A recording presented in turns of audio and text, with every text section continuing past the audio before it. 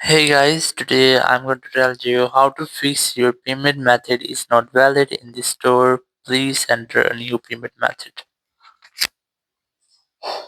If you are using any iPhone and you are having the problem that your payment method is not valid or you have to enter a new payment method, so let's see how can you easily fix that error. So the very first thing is that you have to make sure that you're connected to internet, or you have to make sure that you're not connected to any VPN.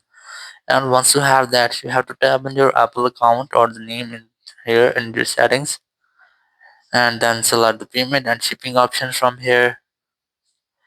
And here you have to verify yourself using your Face ID or Apple ID password. And once you have that, here you will get your payment method or your payment ID which you have. If you have any added one here, you will find it here, or if you don't have, you can easily add here.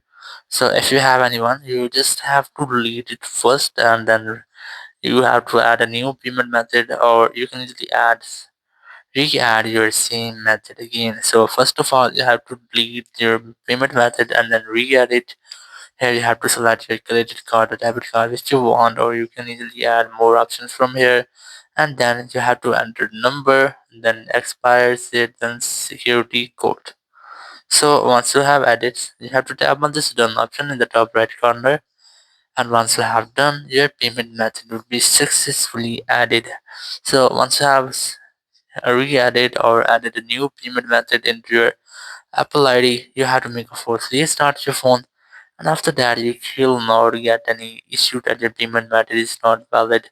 So in this way you can easily fix if your payment method is not valid in the store. Please enter new payment method in any iPhone. Thank you very much for watching the video. Until next video, bye bye.